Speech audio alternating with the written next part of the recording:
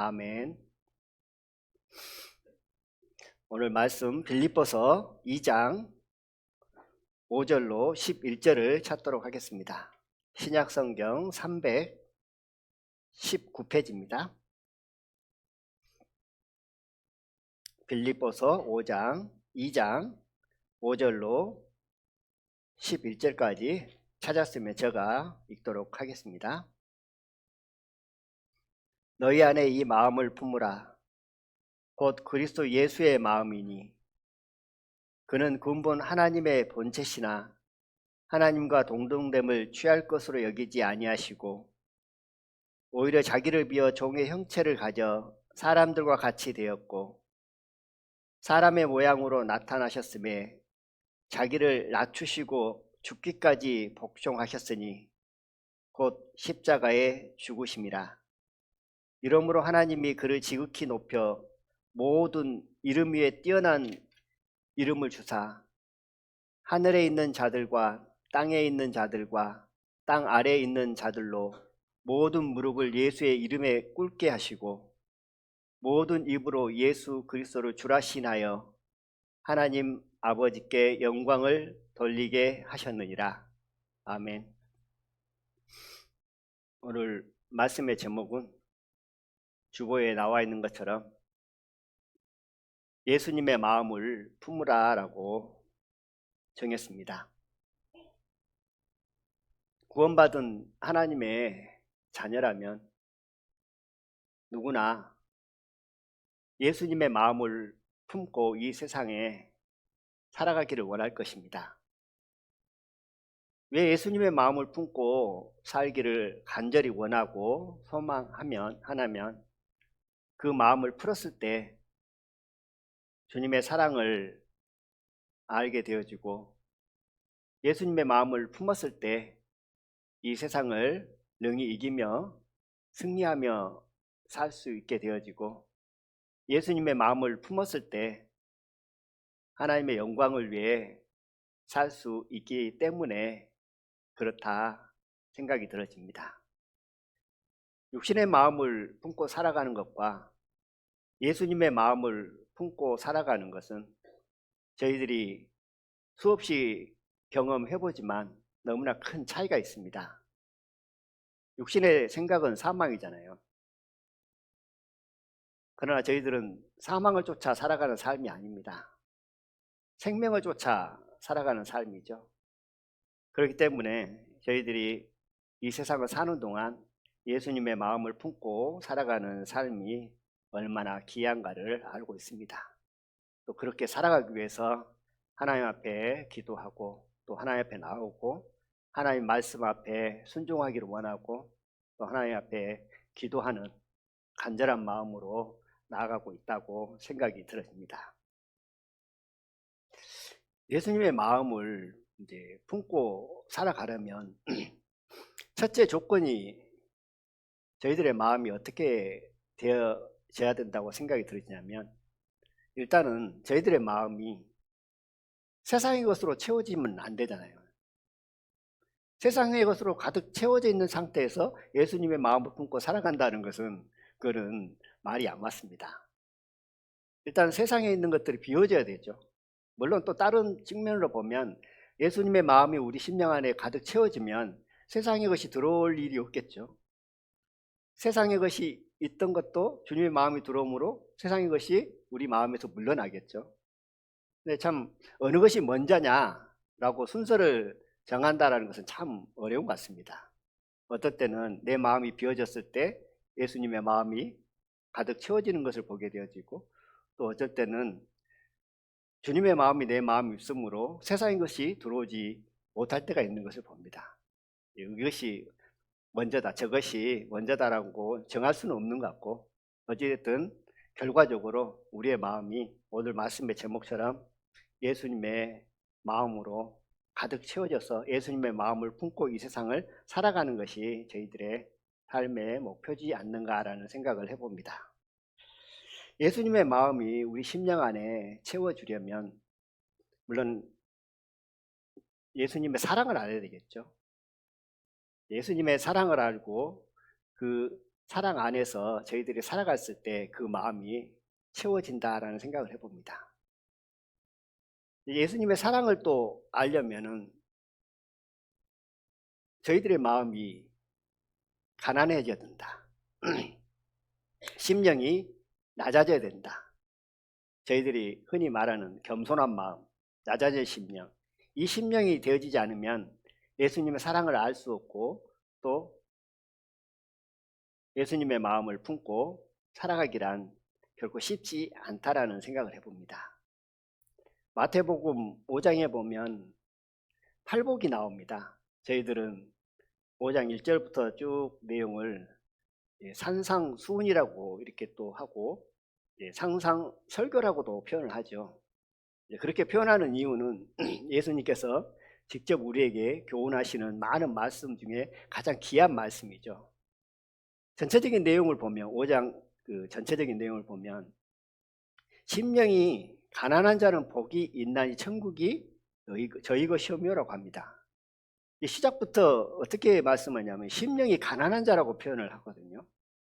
그리고 네 번째 정도 가면 어떻게 말씀하시냐면 의에 줄이고 목마른 자는 복이 있나니 저희가 배부를 것이오 라고 말씀을 합니다. 여기서 보니까 의에 줄이고 목마른 자라고 또 말씀을 합니다. 예수님께서 저희들에게 말씀하신 내용 가운데 특히 5장에 나와 있는 말씀을 보면 심령이 가난하고 의에 줄이고 목마른 자, 애통한 자, 그러면서 계속 어떤 부분을 우리에게 교훈하시냐면 그 마음이 비어진 자, 낮아진 자, 그 심령이 갈급하는 자. 의에 줄이고 목마른다라는 것은 의에 줄이고 목말랐다, 그런 자에게 하나님께서 배부를 것이오라고 말씀합니다. 그럼 의에 줄이고 목마른 자를 배부르게 하실 것이라고 말씀인데, 이 배부르다라는 것은 어떤 의미냐면 어떤 육신의 배부름이 아님을 우리는 너무나 잘 알잖아요. 육신의 배부름이 아니라 하나님의 것으로 풍성이 채워진다는 말씀이 그 안에 들어있죠. 하나님의 것으로 풍성이 채워진다. 오늘 말씀의 제목과 연결을 해보면 예수님의 마음을 풍성히 우리 마음 가운데 채워주신다는 거죠. 어떤 사람에게요? 의에 줄이고 목마른 자에게, 심령이 가난한 자에게 주님의 마음을 우리 심령 안에 채워진다는 말씀입니다. 예수님의 마음을 품고 이 세상에 살기를 원한다면 첫째 조건이 뭐라고 생각이 드냐면 우리의 마음이, 우리의 심령이 가난해져야 되고 의에 줄이고 목마른 자가 돼야 된다. 세상의 것으로 내 마음이 가득 채워져 있으면 어떨까요? 세상의 것으로 내 심령 안에 즐거움을 누리고 세상의 것으로 내 마음에 행복감을 누리고 육신의 것으로 내 심령 안에 만족감을 누리고 있다면 과연 주님의 마음을 품고자 하는 마음, 그 간절한 마음 되어질까요? 절대 되어지지 않는다라는 생각을 해봅니다.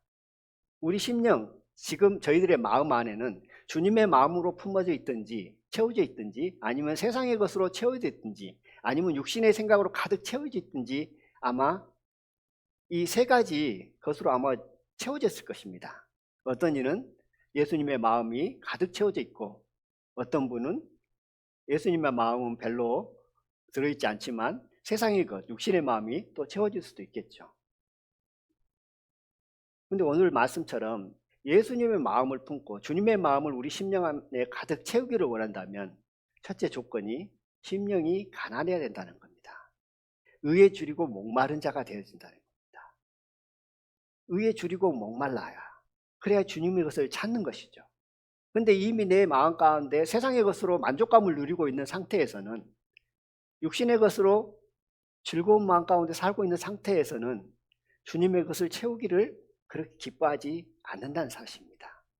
그러나 내 심령 안에 가난해져 있고 내 심령이 주님의 것으로 채우기를 간절히 사모하고 목마른 사람이 물을 찾아서 갈급하는 것처럼, 배가 고픈 사람이 먹을 것을 찾아 막 헤매는 것처럼 그런 심령이 돼야 주님의 마음, 예수님의 마음을 우리 심령 안에 가득 채울 수 있다라는 생각을 해봅니다. 저희들은 이제 성장에 관한 부분들을 자주 생각을 합니다. 영적 성장, 그럼 영적 성장은 뭐냐라는 부분으로 자주 우리가 교제를 나누는데요. 영적 성장을 바르게 알려면 먼저 육신의 성장이 뭔지를 생각해 보면 영적 성장이 무엇인지를 알 수 있습니다. 육신의 성장의 반대가 영적 성장이라고 생각들기 때문이었습니다. 영적 성장의 반대가 육신의 성장이기 때문이었습니다. 왜 그러냐면 육신의 성장 그러면 어린아이, 육신의 몸이 어린아이가 돼서 점점점 자라서 성인이 되는 것을 성장이라고 하잖아요. 그것은 이제 우리 눈에 보이는 육체의 어떤 성장을 의미하고 있고요. 또 우리 마음 안에 있는 성장을 생각을 해보면 육신이 어린아이 때는 어쩐가요? 부모를 의지합니다. 스스로 할 수 없습니다. 그러니까 어떤 이의 도움을 받아야 되겠죠.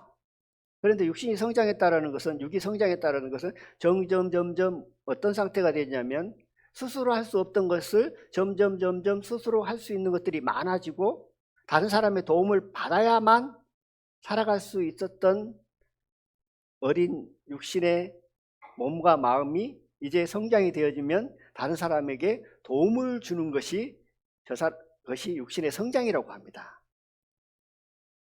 아, 저 사람은 많이 성장했네.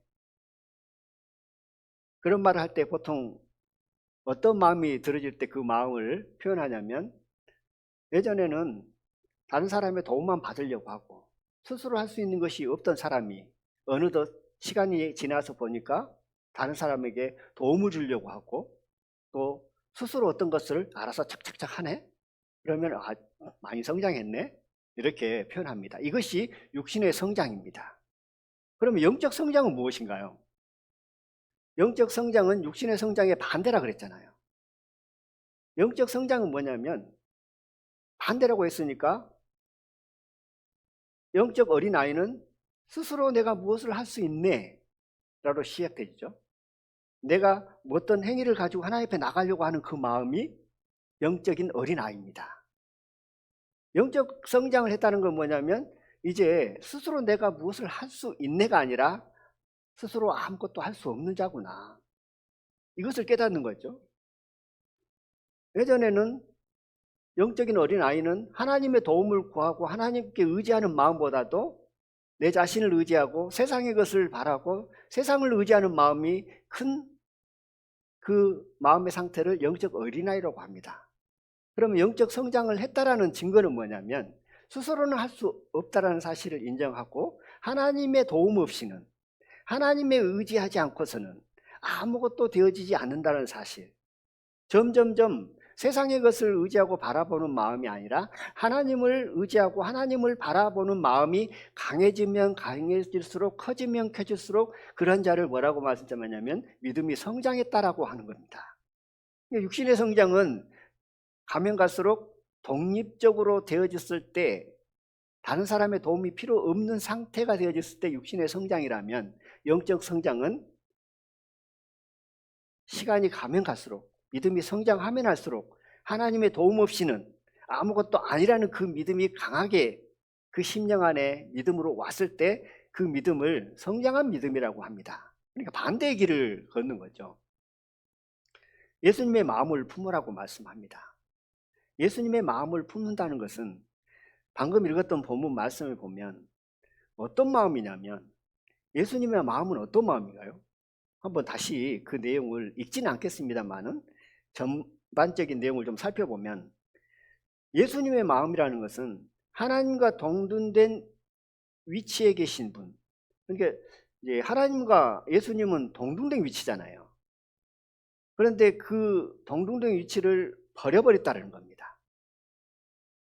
그러면 하나님은 어떤 분이신가요? 이 세상 모든 만물을 창조하신 분입니다. 전지전능하신 분입니다. 거룩하신 분입니다. 하나님 아버지와 아들 예수 그리스도는 동등된 위치에 있습니다. 그런데 이 위치를 버리고 어디로 왔죠? 이 세상에 오셨습니다. 사람의 모양으로 오셨습니다. 이 마음이 예수님의 마음이란 사실입니다. 오셔가지고 무엇을 했죠? 자기 자신을 낮추시고 죽기까지 복종하셨습니다. 그리고 십자가에 죽으셨습니다. 이 마음이 예수님의 마음입니다. 이 마음을 품고 살아가라고 우리에게 말씀하고 계십니다. 예수님의 마음을 품으라는 것은 동등된 위치에서 그것을 버리고 육신의 모양으로 이 땅에 오셔서 죽기까지 복종하고 십자가에 죽으신 그 마음이 예수님의 마음입니다. 그 마음을 구원받은 우리 그리스도인들이 이 세상에 살면서 품고 살아가라고 말씀을 하고 있습니다. 오늘 이 말씀을, 이 제목을 정한 이유 중 하나는 이것입니다. 예수님께서 이 땅에 오셔서 2000년 전에 오셔서 어떤 마음으로 사셨는가, 또 어떤 말씀으로 구원받은 하나님의 자녀들에게 계속 교훈하고 계시는가, 그 말씀을 좀 생각하면서 이 세상에 살면서 그리스도인들이 예수님의 마음을 품고 사는 삶이 어떤 삶인지 다시금 확인하고자 하는 마음에서 오늘 말씀의 제목을 예수님의 마음을 품으라라고 말씀을 드렸습니다. 오늘 말씀드리는 내용은 저희들이 익히 다 알고 있는 말씀의 내용입니다. 그러나 다시금 생각함으로 세상의 것을 마음에 품지 않고 주님의 마음을 품고 살아가는 삶이 무엇인가를 다시 점검하고 확인하고 저희 마음 안에 세상의 것이 있다면, 육신의 것이 있다면 그것들을 버리고 주님의 마음으로 가득 채워져서 이 세상을 사는 동안 하나님의 영광을 위해 살기를 원하는 그 마음 안에서 오늘 말씀을 예수님의 마음을 품으라라고 정했습니다. 요한복음에 보면 예수님께서 어떠한 마음으로 사역을 했는가라는 것을 너무나 잘 표현했습니다. 방금 읽었던 본문의 말씀에 주된 핵심의 내용은 자기를 낮추시고입니다. 낮추시고 죽기까지 복종했다. 이 말씀의 요지입니다. 그러면 저희들이 그리스도인들이 이 세상에 살면서 마음 가운데 품어야 할 중요한 한 가지, 그것은 뭐냐면 자기 자신을 낮추시고 죽기까지 복종하며 살아가는 그 마음이 곧 예수님의 마음이라는 사실입니다. 요한복음을 통해서 예수님이 어떤 마음으로 사역했는가를 좀 살펴보도록 하겠습니다. 요한복음 5장을 찾겠습니다.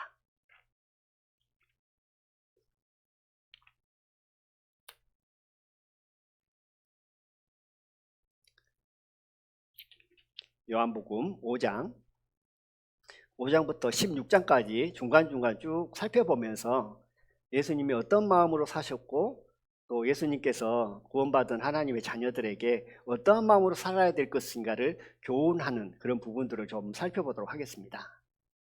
5장 19절부터 제가 찾았으면 읽어보도록 하겠습니다. 요한복음 5장 19절입니다.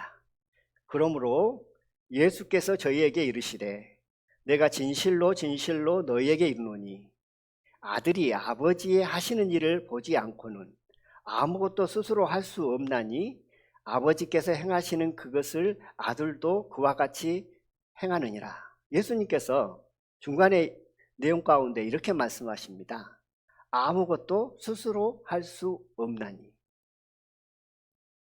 아버지의 뜻을 따라서 그 뜻을 따라서 순종하면서 살았음을 말씀하고 있습니다. 자기의 뜻, 자기 의지, 자기의 생각을 따라 살아가는 삶이 아니라 아무것도 스스로 할 수 없나니라고 말씀합니다. 누가 이렇게 말씀하시냐면 예수님께서 그렇게 하셨다라는 겁니다. 그 마음으로 2000년 전에 예수님께서 사역을 하셨다는 겁니다. 이 마음을 품고 살아가는 것이 오늘날 이 시대에, 이 마지막 시대에 그리스도인이 가져야 될 마음이고 그 마음으로 살았을 때 진정 하나님께 영광이 되어지고 하나님께 더 드려지는 삶을 살 수 있음을 보게 되어집니다. 5장 30절 보겠습니다. 내가 아무것도 스스로 할 수 없노라. 듣는 대로 심판하노니 나는 나의 원대로 하려 하지 않고 나를 보내신 이의 원대로 하려는 거로 내 심판은 의로우니라. 여기서도 보니까 내가 아무것도 스스로 할 수 없노라고 합니다. 나를 보내시는 이의 원대로 하기를 원한다는 겁니다. 자기 원함과 자기 뜻이 아닌 것이죠. 좀 더 넘겨서요. 6장 38절 39절을 읽어보겠습니다. 내가 하늘로서 내려온 것은 내 뜻을 행하려 함이 아니요 나를 보내신 이의 뜻을 행하려 함이니라. 나를 보내신 이의 뜻, 하나님의 뜻을 쫓아 순종하려고 이 땅에 오셨다는 겁니다. 그러면 저희들이 이 세상에 사는 삶의 목적도 이와 같은 것이죠. 저희들이 구원받고 난 이후에 이 세상을 살아가는 삶의 목적은 뭐냐면 나의 원이 아니라 하나님의 뜻을 쫓아 행하기를 원하고 하나님의 말씀을 따라 순종하기를 원하고 하나님께서 기뻐하시는지 무엇인지를 우리가 마음 가운데 품고 그것을 따라 내 몸을 들여주는 삶, 그것이 이 세상에 구원받고 난 이후에 살아가는 삶의 목적이라는 사실입니다. 왜 그러냐면 예수님이 이와 같이 살았기 때문에 예수님의 본을 삼아서 저희들이 그런 삶을 사는 것이 구원받은 하나님의 자녀들의 마땅한 삶이고 그런 삶을 살았을 때 그리스도의 평강으로 우리를 주장하시고 인도하심을 보게 되어집니다. 요한복음 7장 16절을 찾아보겠습니다. 7장 16절 예수께서 대답해 가라사대 내 교훈은 내 것이 아니요 나를 보내신 이의 것이니라.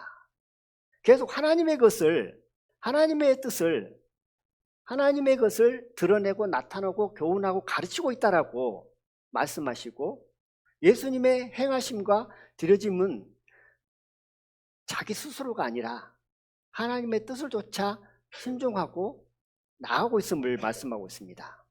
28절에도 이렇게 말씀을 합니다. 예수께서 성전에서 가르치시며 외쳐 가라사대 너희가 나를 알고 내가 어디서 온 것도 알거니와 내가 스스로 온 것이 아니로라. 나를 보내신 이는 참이시니 너희는 그를 알지 못하나니 내가 스스로 온 것이 아니다라고 말씀을 합니다. 하나님께서 아버지께서 보내셨기 때문에 그 뜻을 쫓아 순종함으로 오셨다는 거죠. 좀 더 보겠습니다. 8장 28절에도 이렇게 말씀을 합니다. 이에 예수께서 가라사대 너희는 인자를 든 후에 내가 그인 줄을 알고 또 내가 스스로 아무것도 하지 아니하고 계속 스스로 아무것도 하지 아니하고 자기 뜻대로 자기 원대로 하지 아니하고 라는 말씀을 요한복음을 통해서 예수님께서 그 마음 예수님은 어떤 마음으로 사역을 하셨는가를 계속 말씀을 하고 계십니다. 그리고 42절을 찾아보겠습니다. 8장 42절 예수께서 가라사대 하나님이 너희 아버지였으면 너희가 나를 사랑하였으리니 이는 내가 하나님께로 나서 왔음이라. 나는 스스로 온 것이 아니요 아버지께서 나를 보내신 것이니라. 예수님께서는 자기 자신을 낮추셨습니다. 죽기까지 복종하셨다고 합니다. 죽기까지 복종하시기 전에 자기 자신을 낮췄다는 사실입니다. 저희들이 하나님의 말씀에 순종하고 살기를 원한다면 그 전에 앞서 내 자신을 어떻게 해요? 낮춰야 됩니다. 겸손한 마음을 품고 낮아진 심령으로 하나님 앞에 나아갔을 때 하나님께서는 은혜로 채워주시고 그 은혜의 힘, 그 사랑의 힘으로 죽기까지 복종할 수 있는 삶을 살 수 있다는 사실입니다. 계속 말씀을 하시면서 14장 20절을 한번 보겠습니다. 결론이라기보다도 계속 스스로 할 수 없다. 나의 원을 따라 산 것이 아니다.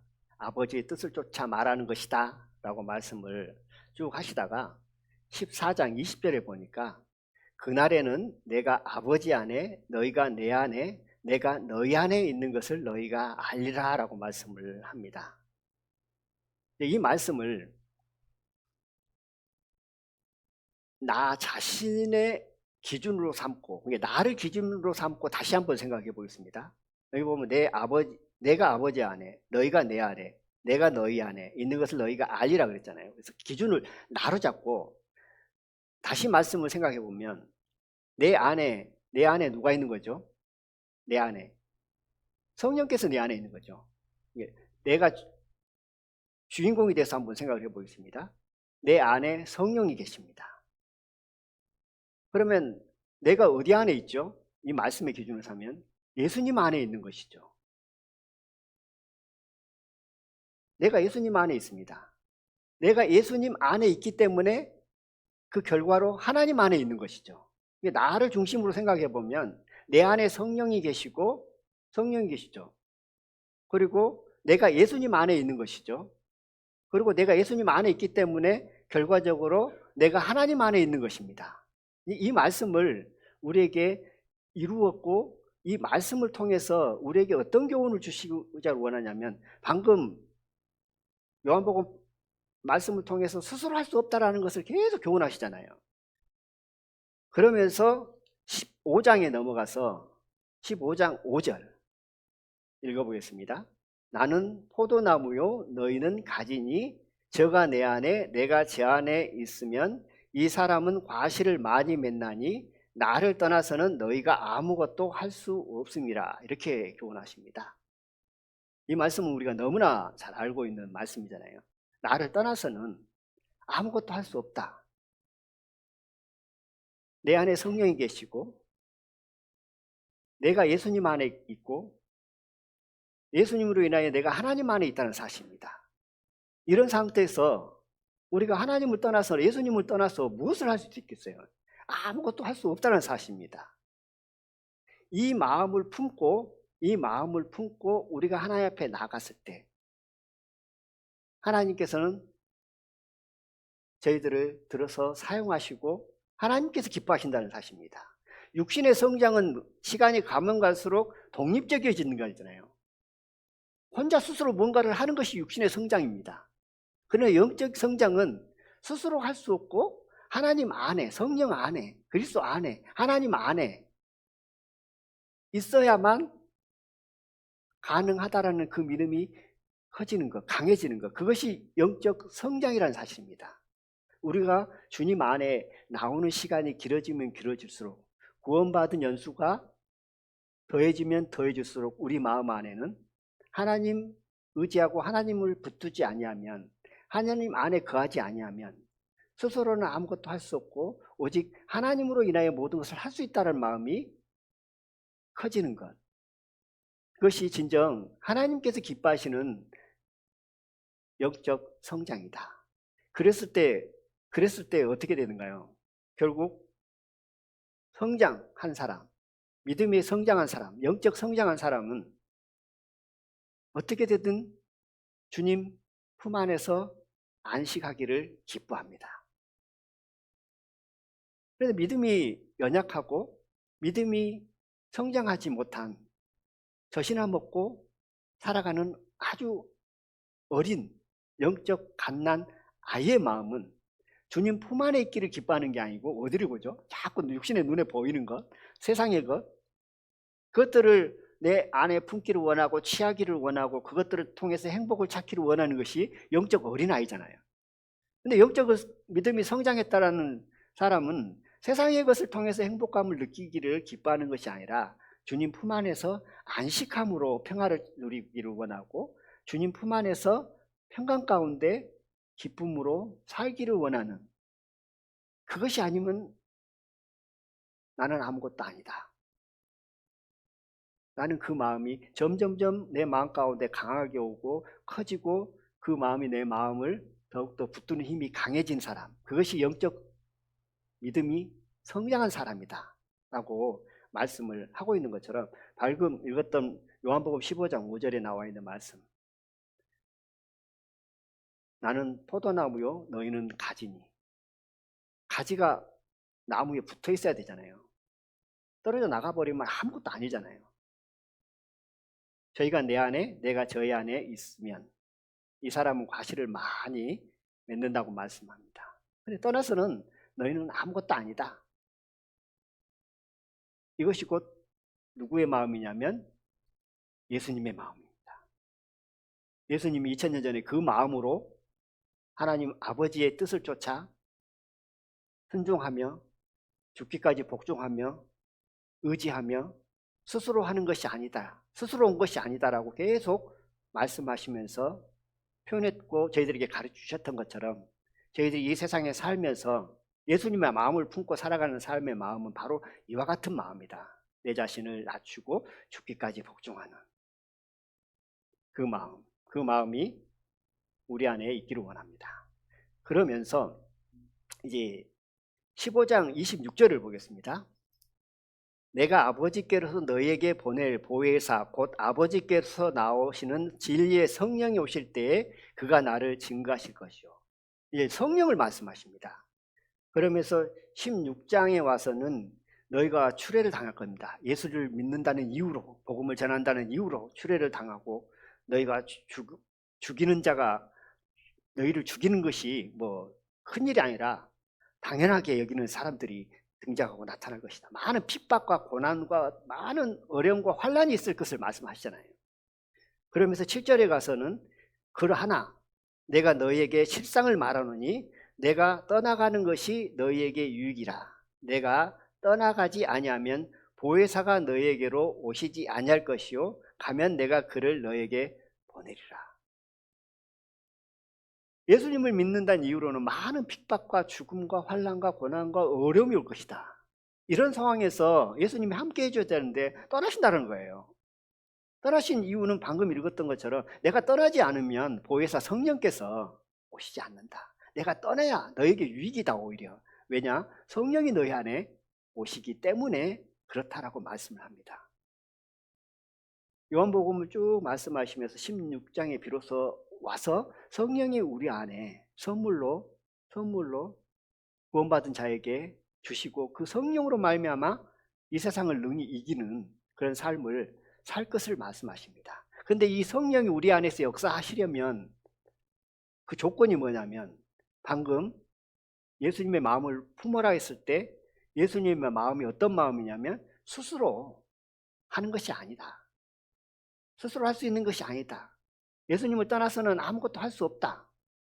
이 마음을 품고 성령을 붙들고 성령을 의지하고 성령의 도움을 구하고 나갔을 때 많은 일들을 이루실 것을 말씀하고 계십니다. 이 세상은 많은 사람들이 살아가고 있습니다. 많은 사람들이 살아가고 있는데요. 세 부류로 나눈다면 뭐 다양하게 나눌 수 있겠죠. 구원받은 사람, 이제 구원받은 사람, 그리고 구원받지 못한 사람. 구원받은 사람 중에 한 부를 더 나눈다면 이제 구원받은 사람을 그리스도인이라고 표현을 하겠습니다. 육에 속한 그리스도인. 구원받은 사람 중에 영에 속한 그리스도인으로 나눌 수 있겠죠. 다시 말씀드리면 하나님을 믿지 못한 구원받지 못한 사람을 비그리스도인이라고 합니다. 그리고 구원받은 사람 중에 육에 속한 그리스도인이 있고 영에 속한 그리스도인이 있다는 사실입니다. 그러면 구원받지 못한 비그리스도인들의 마음은 뭐냐면 시간이 거의 돼버렸기 때문에 말씀을 찾지 않겠습니다. 에베소 2장 1절로 3절로 보면 이 세상 풍속을 쫓고 그랬습니다. 이게 구원받지 못한 사람의 특징이에요. 그리고 공세 잡은 자를 공중에 건세 잡은 자를 따랐다. 이게 사단 마귀를 따른 자가 구원받지 못한 사람들의 비그리스도인의 특징이잖아요. 그리고 또 이렇게 말씀합니다. 우리 육체의 욕심을 따라 살았다. 육체의 욕심을 따라 막 살아가는 사람을 비그리스도인이라고 말씀을 하고 육체의 마음에 원하는 것을 따라 원 없이 하는 것. 구원받지 못한 사람들. 이 부류가 있습니다. 육신의 원함을 따라서 원 없이 하는데도 내 마음에 아무 꺼림은 없어요. 구원받지 못했기 때문에 비그리스도인은 그렇다는 겁니다. 그러면 구원받은 하나님의 자녀 가운데도 육적 그리스도인, 육신에 속한 그리스도인이 있고 영에 속한 그리스도인이 있다는 사실입니다. 그러면 육신에 속한 그리스도인의 특징은 뭐냐면 고린도전서 3장 1절로 3절로 이렇게 말씀을 합니다. 너희 가운데 시기와 분쟁이 있다. 그러면서 사람을 따라서 행한다. 이것이 육에 속한 그리스도인이라고 합니다. 그리고 영에 속한 그리스도인은 그럼 뭐냐? 갈라디아서 2장을 좀 찾아보겠습니다.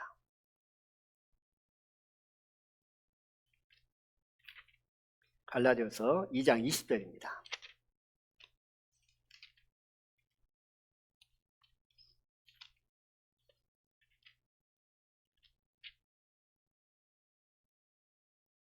영에 속한 그리스도인은 갈라디아서 2장 20절에 이렇게 말씀을 하고 있습니다. 제가 읽어보겠습니다.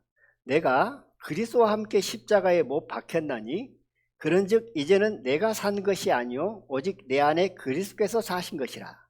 이제 내가 육체 가운데 사는 것은 나를 사랑하사 나를 위하여 자기 몸을 버리신 하나님의 아들을 믿는 믿음 안에서 사는 것이다. 믿음 안에서 살아가는 사람, 이것이 영적인 그리스도인이다. 믿음 안에 살아가는 사람이 영에 속한 그리스도인이다라고 말씀을 하면 너무 광범위하잖아요. 너무 광범위합니다. 영에 속한 그리스도인이 믿음 안에 사는 것은 맞는데 그것을 너무 좀 구체화 시켰으면 좋겠어요. 너무 광범위하니까. 좀 구체화 시켜보면 요한복음 쭉 저희들이 살펴봤잖아요. 예수님이 어떤 마음으로 2000년 전에 사역을 하셨는지, 그리고 예수님께서 구원받은 하나님의 자녀들이 어떤 마음으로 살아가기를 기뻐하시고 원하는지, 그리고 그런 자에게 성령을 주셨다는 사실입니다. 성령은 누군가요? 성령은 예수님이며 하나님이며 그리스도이십니다. 이 성령이라는 것은 그리스도신데, 그리스도, 예수님이 누구죠? 하나님의 독생하신 아들입니다. 또 다른 포인트를 보면 하나님 자신이에요. 삼위일체 하나님을 우리는 그렇게 믿잖아요. 예수님, 이 성령님, 우리 안에 성령이 오셨는데, 영에 속한 그리스도인이라는 뜻은 뭐냐면 방금 읽었던 갈라디아서 2장 20절의 내용을 어떤 의미를 포함하고 있냐면 2장 20절에 보면 그런즉 이제 내가 산 것이 아니오라고 말씀합니다. 그런즉 이제 내가 산 것이 아니오라는 말씀 안에 가로를 쳐서 이 내용을 좀 엿보면 내가 산 것이 아니오라는 뜻이 좀 쉽게 와닿습니다. 영에 속한 그리스도인의 삶이 무엇인지를 쉽게 알 수 있어요. 그 가로 안에 여는 단어가 뭐냐면 제가 한번 읽어보겠습니다. 가로 안에 여서 내가 산 것이 아니오를 내가 나의 주인으로 산 것이 아니오라는 뜻이 담겨 있습니다. 내가 왕이 되어서 내 자신의 왕이 되어서 사는 것이 아니다. 내가 산 것이 아니오라는 것은 내 자신이 나의 주인이 돼서 산 것이 아니오. 그 다음에 말씀을 읽어보겠습니다. 오직 내 안에 그리스도께서 산 것이라는 이 말씀은 그러면 이제 내가 나의 주인이 돼서 산 것이 아니라면 이제 누가 주인이 돼서 살아가는 거죠? 예수님이, 성령님이 나의 주인이 되어서 살아가는 삶이 곧 영에 속한 삶이라는 겁니다. 내가 그리스도와 함께 십자가에 못 박혔답니다. 그런즉 이제는 내가 사는 것이 아니다. 내가 나의 왕이 되어서 산 것이 아니고 그리스도께서 내 안에 사신다. 이것은 예수님께서, 성령께서 나의 왕이 되고 나의 주인이 되어서 사는 것이 곧 영에 속한 사람의, 영에 속한 그리스도인의 삶의 모습이라는 사실입니다. 성령께서 우리 안에 오셨습니다. 보혜사로 오셨습니다. 또 다른 측면으로 보면 어떤 측면이 있죠? 우리의 주인으로 오셨다는 사실입니다. 나의 왕으로 오셨다는 겁니다. 책을 보다 보면 이제 많이 보셨을 거예요. 우리 마음의 그림을 동그라미 그려놓고, 마음을 동그랗게 그려놓고 그 안에 의자를 하나 딱 그려놨죠. 그런 그림 보셨잖아요. 그 의자를 그려놓고 내 자신이 거기에 앉아있고 예수님은 의자 아래에 있습니다. 이거는 뭐냐면 내가 산 것이 아니오. 이게 예수님께서 왕으로 나의 주인으로 사야 되는데 내가 주인이 돼서 산 겁니다. 그것은 그런 삶을 사는 것이 아니다, 이제 더 이상. 그럼 어떤 삶을 사는 것이 영에 속한 그리스도이냐면 이제 그 의자 안에 누가 앉아야 되죠? 예수님이 앉고 나는 의자 아래로 내려온 삶. 예수님이 왕이 되고 나의 주인이 돼서 내가 예수님을 섬기고 예수님의 뜻을 따라 살아가는 삶. 예수님께서 2000년 전에 오셔서 스스로 하는 게 아니라 그랬잖아요. 스스로 하는 게 아니다. 내가 말하는 것, 내 스스로 하는 것이 아니라 하나님께서 주신 것, 하나님의 뜻을 쫓아서 말하는 것이고 뜻을 따라 순종하는 걸 하잖아요. 예수님 삶 그 자체에서 보면 마음 안에 의자가 있는데 예수님은 하나님 아버지를 그 의자의 왕으로 주인으로 모셨고 예수님은 순종하는 자세로 나갔던 삶을 보게 됩니다. 그것처럼 구원받은 저희들 그리스도인도 동일한 거죠. 성령이 주신 것이 단지 내가 구원받은 표다. 내가 우울하고 힘들고 어려울 때 위로함을 주기 위한 거다. 틀린 내용이 아닙니다. 위로함을 주고 힘을 주고 소망을 주고 평강을 주시고 우리에게 힘을 주십니다. 그러나 또 다른 측면에서 성령께서 우리 안에 오셨다는 것은 나의 주인이 돼서 나의 왕이 돼서 어떤가요? 순종하면서 살아가는 삶. 그러한 삶이 곧 예수님의 마음을 품고 살아가는 삶의 모습인 것을 보게 되어집니다. 이제 예수님께서는 겸손의 왕으로 이 땅에 오셨습니다. 왕은 왕인데 겸손이란 말이 붙어 있습니다. 왕은 왕인데 겸손의 왕으로 오셨다. 왜 그러냐면 그 삶을 보면 왕의 삶은 아니잖아요. 세상 사람들이 생각하는 그 왕의 삶이 아니죠. 왕으로 오셨는데 정말 힘들게 고난 가운데 고통 가운데 마구간에 태어나셨고 예수살렘 입성할 때도 뭐예요? 나귀를 타고 어린 새끼 나귀를 타고 입성하셨잖아요. 그런 모습들. 그리고 제자의 발을 막 씻으시고 이런 본된 어떤 삶의 모습들. 그리고 죽기까지 복종하셨고 십자가에 죽으셨습니다. 겸손의 왕으로 오셨습니다. 그런데 사사시대를 지나서 이제 왕정시대로 오잖아요. 왜 왕정시대로 오게 됐냐면은 이스라엘 백성들이 사무엘에게 우리에게도 왕을 달라 그럽니다. 왕을 달라고 하니까 사무엘의 마음에 근심이 와요. 그래서 기도를 하게 되십니다. 근데 하나님이 사울의 그 기도를 들으시면서 이렇게 말씀을 하죠. 사무엘 너를 버리는 게 아니다. 이스라엘 백성들이 사무엘 너를 버리는 것이 아니라 나를 버리는 것이다. 여호와인 나를 보내신 거다. 여호와인 나를 왕 삼지 않고 왕 삼기를 거부한 것이다 라고 말씀을 합니다. 그러면서 이스라엘 백성들에게 이제 왕을 달라고 하니 왕을 세우잖아요. 사울왕을 세우게 됩니다. 그러면서 왕의 제도는 이러하다 그러면서 너희 아들들을 동원해서 이렇게 할 것이다 저럴 것이다 너희 딸들을 동원해서 이렇게 할 것이다 저럴 것이다 많은 경고를 합니다. 그렇지만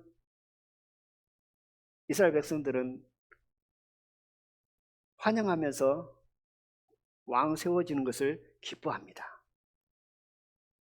그러면서 시간이 지납니다. 시간이 지나면서 호세아 13장 11절에 보면 찾지 마십시오. 이렇게 말씀을 합니다. 내가 분노함으로 내게 왕을 주고 진노함으로 회하였노라 이렇게 말씀을 합니다. 이스라엘 백성들이 왕을 달라고 할 때 하나님께서 왕을 이스라엘 백성들에게 줬습니다. 근데 그 준 마음이 어떤 마음이었냐면 호세아서 13장에 보니까 내가 분노함으로 너희들에게 왕을 줬다 그럽니다. 왜 분노함으로 왕을 줬을까요? 사무엘에게 그랬잖아요. 너를 버린 것이 아니라 나를 버린 것이다. 왕이 나를 버린 것이다. 사람을 세워서 왕을 세우려고 나를 버렸다라고 합니다. 그때 하나님의 마음이 내가 분노함으로 내게 왕을 줬다라고 합니다. 이스라엘 백성들에게. 그러면서 시간이 흘렀죠. 그러면서 진노함으로 이 왕 세운 것을 패버립니다. 그럼 하나님께서 분노하고 진노하면서 굳이 왜 이스라엘 백성들에게 왕을 왜 세워줬을까? 전지전능하신 그분이 지금 무슨 소리 하고 있어? 그러면서 이스라엘 백성들이 기도를 안 들어주면 되잖아요. 왜 들어줘가지고 진노를 하시고 왜 분노를 하시냐라는 거죠. 왜 굳이 주셔가지고 차라리 징계를 하고 말지. 이런 생각도 들 수 있잖아요. 근데 그 기쁘신 그 오묘한 하나님의 뜻을 우리가 어찌할 거예요. 어쨌든 하나님께서는 분노하고 진노함으로 왕을 세우시기도 하고 패하기도 하셨습니다. 근데 그 과정 속에서 하나님께서는 이스라엘 백성들에게 정말 알려주고 싶은, 교훈하고 싶은, 가르쳐주고 싶은 내용이 있다는 사실입니다. 그것이 뭐였냐면 너희를 구원할 자는 이 세상의 왕이 아니다. 이 세상 그 어떤 것이 아니다. 오직 여호와 하나님, 여호와 하나님 그분밖에 없다는 사실을 이스라엘 백성들에게 알려주시기 위해서 왕을 구할 때 분노함으로 주시고 그 왕을 진노함으로 패하기는 것을 보게 됩니다. 그 과정을 통해서 사람이 왕이 되는 것은 결국은 세상 사람의 기준으로 볼 때는 좋은 것 같지만 결국 그 왕들은 어찌 된가요? 사울왕, 다윗왕, 솔로몬. 다윗 왕과 사울 왕은 그나마 괜찮았죠. 근데 그 뒤로는 다 어떻게 되는가요? 대부분의 왕들이 악한 왕으로, 하나님을 섬기지 않는 왕으로 나갑니다. 백성들을, 이스라엘 사람들을 위하는 것이 아니라 자기를 위하는 생활로 가버리게 되죠. 그것을 통해서 하나님께서 이스라엘 백성들에게 교훈해 주셨던 것은 뭐냐면, 구원할 자는, 너희를 진정 위하고 사랑하는 자는 나밖에 없다, 여호와밖에 없다, 하나님밖에 없다라는 사실을 알려주기 위한 거잖아요. 그리고 난 다음에 시간이 흐르고 예수님께서 2000년 전에 오십니다. 무슨 왕으로 오는가요? 겸손의 왕으로 오셔요. 낮아지고 낮아지고 또 낮아지고, 하나님과 동등될 것을 취하지 않고 육신의 모양으로 얼마나 낮아졌는가요? 낮아지고 낮아지고 겸손의 왕으로 오십니다. 오시고 난 다음에 십자가에 죽으십니다. 그리고 부활하시고 하나님 보좌 우편에 가시고 성령을 우리 안에 선물로 주셨습니다.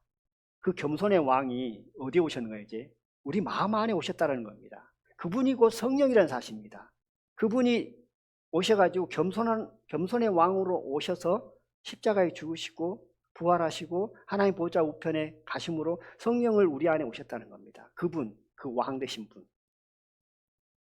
그 왕 되신 분이 우리 심령 안에 오셔가지고 무엇을 하기를 기뻐하시냐면 나의 왕이 되기를 기뻐하신다는 사실입니다. 나의 주인이 되기를 기뻐하신다는 사실입니다. 그러한 삶을 그리스도인들이 살았을 때 성령께서 일하신다는 거죠.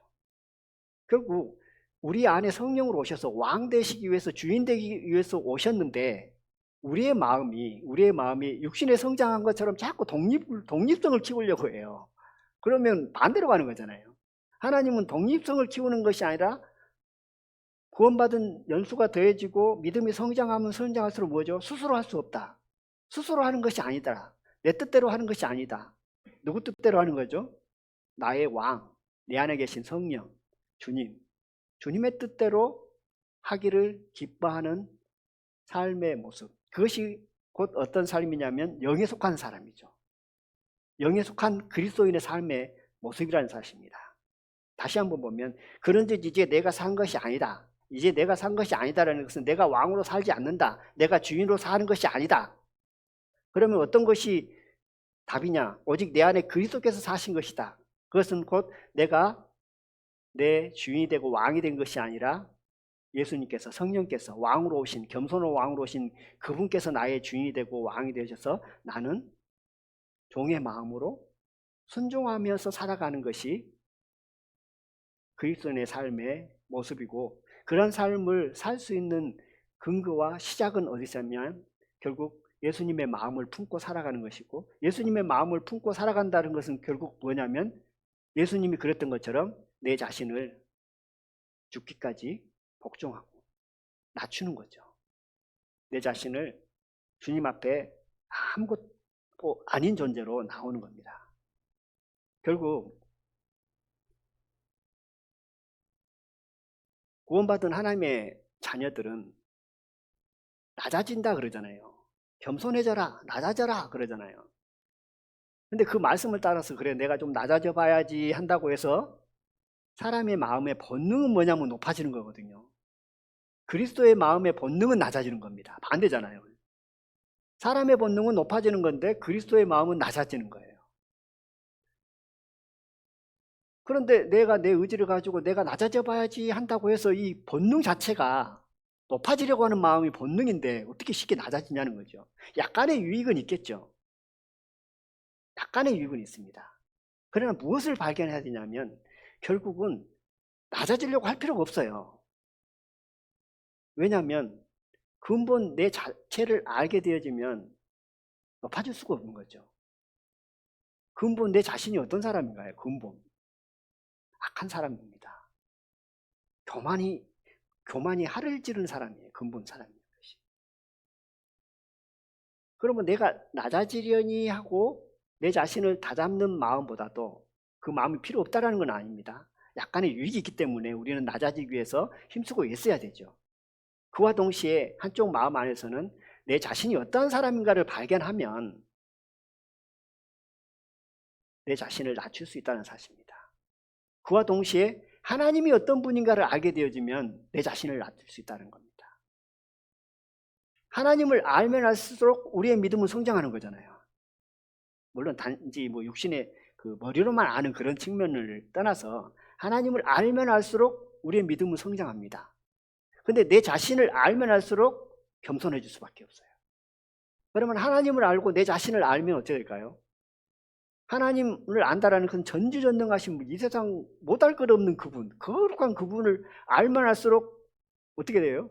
믿음이 커지니까 하나님은 이런 분이야 라고 하지만 내 자신을 알면 할수록 어떻게 되죠? 바닥으로 내려갑니다. 하나님을 알면 할수록 어떻게 해요? 하늘로 올라가죠. 그럼 그 갭은 어떻게 돼요? 하나님을 알면 할수록, 내 자신을 알면 할수록 그 갭은 커질 수밖에 없죠. 그러면 하나님 앞에 우리 자신이 나아갈 때 교만한 마음을 품고 나갈 수가 없는 것입니다. 하나님을 알고 내 자신을 알면. 그랬을 때 어떻게 될까요? 결국은 왕으로 오신 그리스도 예수님 성령, 그분을 내가 왕으로 주인으로 섬기며 순종하며 스스로 하는 것이 아니다. 하나님의 뜻을 쫓아 순종하는 것이 가장 기쁨이고 가장 하나님 앞에 감사하는 마음이 되어진다는 사실입니다. 그러나 하나님을 모르고 내 자신을 모르면 어찌 될까요? 점점점 그 갭이 가까워진다는 것이 교제가 가까워진다는 뜻이 아니고요. 내 심령이 낮아지는 그 마음이 현저하게 떨어진다는 그런 의미입니다. 하나님을 알고 내 자신을 알면 결국 그 차이는 가히 표현할 것이 없죠. 이 세상에서는. 교만이라는 것은 어떤 뜻을 담고 있냐면 교만이라는 것은 그 성경 사전에 보니까 이렇게 표현을 했더라고요. 세상 사람들이 말하는 교만입니다. 겸손함이 없이 잘난 체하며 방자하고 버릇없음 이렇게 표현하더라고요. 겸손함이 없는 것이 교만이랍니다. 그리고 잘난 체하면서 방자하고 버릇이 없는 것이 교만한 거라고 합니다. 이 세상 기준이죠. 그럼 세상 기준에는 그리스도에는 전혀 상관없냐가 아니라 물론 그것을 포함하고 있지만 그것은 아주 얕은 지식인 거죠. 영적인 것은 주님의 것은 깊은 거잖아요. 그러면 깊은 뜻은 뭐냐면 교만이라는 것은 세상 사람들이 생각하는 그런 가치 기준이 아닙니다. 성경 안에서 하나님이 말씀하신 교만은 뭐라고 생각이 들으냐면 다양한 방법으로 표현할 수 있지만 어떤 분이 이렇게 표현했더라고요. 그래서 저 마음에 가장 암에 대해서 좀 적어왔습니다. 하나님 안에서 교만은 내가 이것을 받을 자격이 있다 라고 생각하는 것을 성경 안에서 교만이라고 합니다. 하나님 보실 때 교만이라고 합니다. 다시 말씀드리면 내가 이것이라는 것은 이제 저희들이 이제 그 가로 안에 많은 것들을 집어넣을 수 있겠죠. 어떤 것들을 받았다라는 겁니다. 내가 이것을 받을 뭐가 있죠? 자격이 있는 사람이다. 이 자격이 있는 사람이라고 생각하는 그 자체가 교만이라는 겁니다. 쉽게 표현하면 우리가 구원받았습니다. 어떤 사람이 교만이냐면 나는 구원받을 만한 자격이 있는 사람이야 라고 생각하는 것이 교만이라는 거죠. 그런데 저희들은 그런 마음 품고 있는 사람 아무도 없잖아요. 하나같이 다 어떤 마음을 품고 있냐면 나 같은 사람을, 정말 죄인을 어찌 나를 구원하셨을까?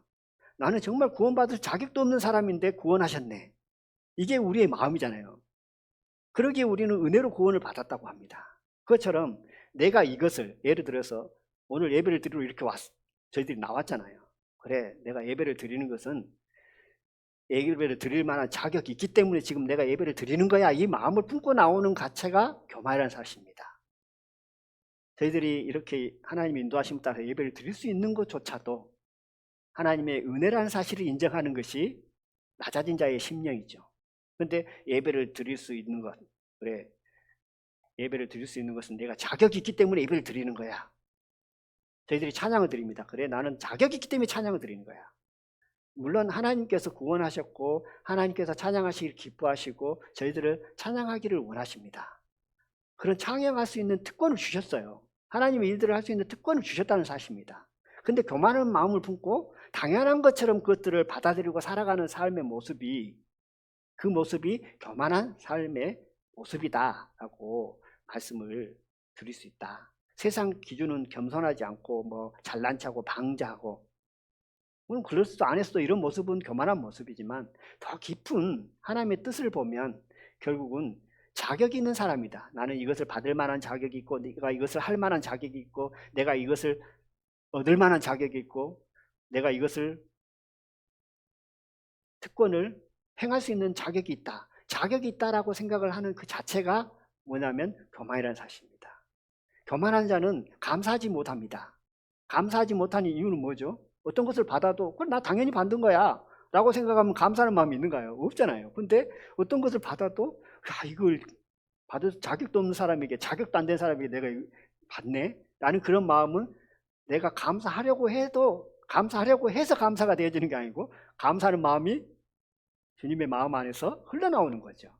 그래서 교만은 자격이 있다 라고 생각하는 마음을 품고 살아가는 삶의 태도다. 그러나 예수님의 마음은, 예수님의 마음 품고 산다라는 것은 자격이 있는 사람이 아니라 나 같은 사람을 은혜로 채워주셨고 오늘날 이 시대에 하나님의 영광을 위해, 하나님의 기쁨을 위해 드려줄 수 있다는 사실에 감사하고 기뻐하는 삶, 그 사람의 마음 상태가 그리스도인의 예수님의 마음을 품고 살아가는 삶의 마음의 자세고, 또 하나님께서 그런 마음으로 살기를 기뻐하신다.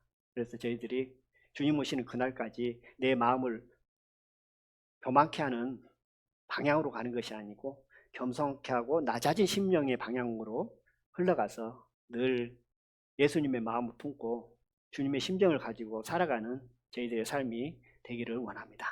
이상 마치고 오늘 성찬식이 있습니다.